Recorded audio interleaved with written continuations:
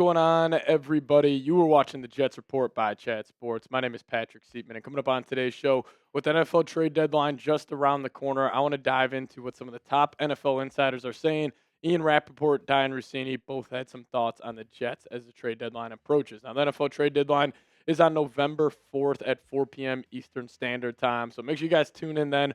Probably a video coming out earlier that morning if the Jets haven't made a move just yet, but if they do make a move, we'll keep you guys posted with it up until that date. But some major trade rumors on these two guys. It's going to be Breece Hall and Jermaine Johnson. Now, Breece Hall is probably the only player I can really see getting dealt off this Jets roster, but there are reports out there that teams are calling about Jermaine. So we'll dive into Jermaine. We'll talk about Breece Hall, and then also actually on the second half of today's show, Michael Carter. We'll dive into him as well. But we actually are only 9 subscribers away from 10,500 subs here on YouTube. So I do want to say thank you guys so much. You guys have been showing a ton of support on the channel. Even though the Jets are 0-7, you guys are still tuning in. So I always appreciate the guys that are tuning in. Even when times are rough, not going well, you guys are some sickos. So I do appreciate you guys. But hey, just need 9 more subscribers. So if you guys haven't already, go down there, hit that subscribe button today.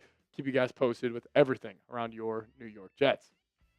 So I know Jets fans, you guys love Dianna Russini. Well, she was commenting on the New York Jets and the latest trade rumors around the organization right now. And this is what she had to say, saying the Jets are already getting calls on defensive end Jermaine Johnson and running back Breece Hall. They're making calls looking for a kick returner as well. And that last part, I will say about the Jets making calls looking for a kick returner, I mean, that is just bad.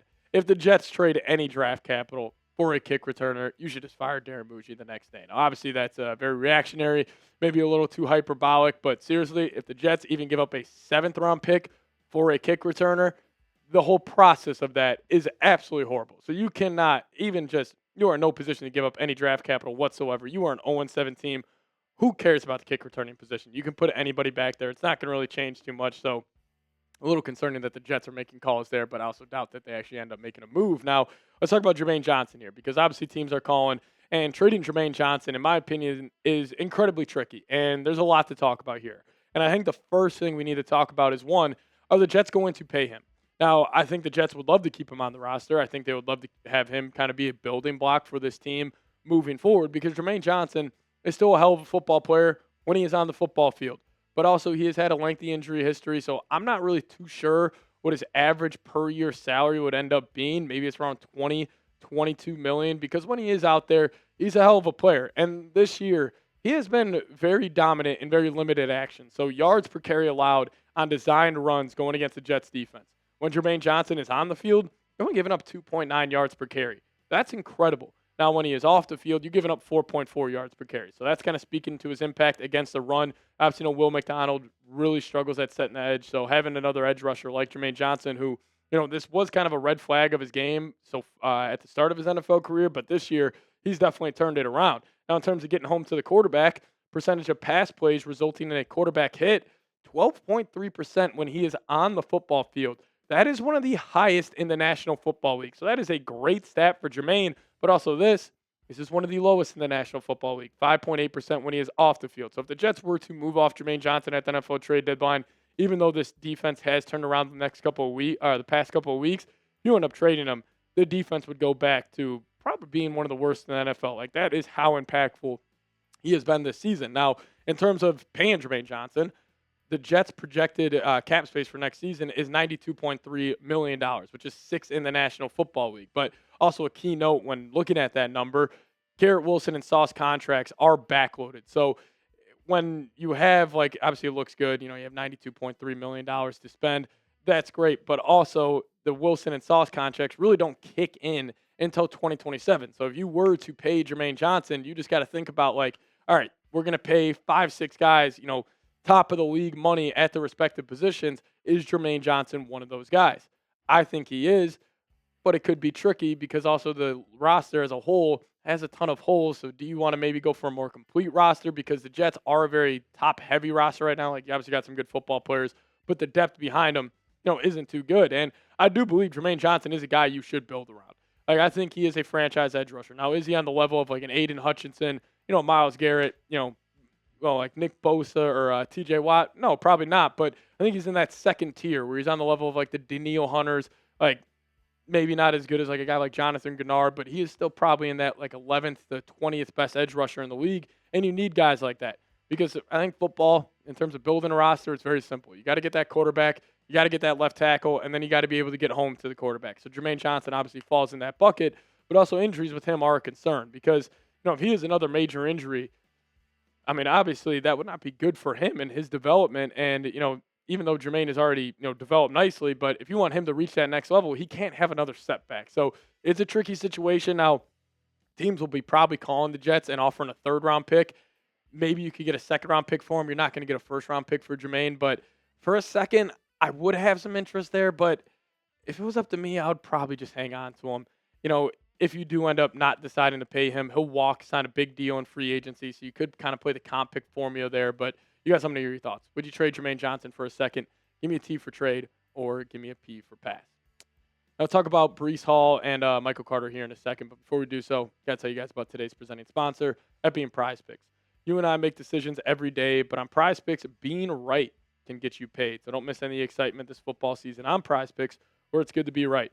And if you guys download the Prize Picks app today, plug in that promo code CLNS. We'll hook you guys up with $50 in lineups after you play your first $5 lineup.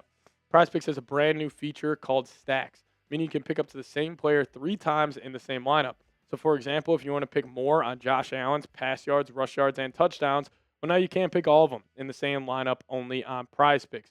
And they also have a new feature called the Feed tab, where you guys can follow other Prize Picks players directly on the app, copy their lineups in just one click, whether it's a friend, celebrity, or someone whose picks you like. Hit the follow button and check out every lineup they create in the new Feed tab on Prize Picks. So download the Prize Picks app today, plug in that promo code CLNS, and you guys will get $50 in lineups after you play your first $5 lineup.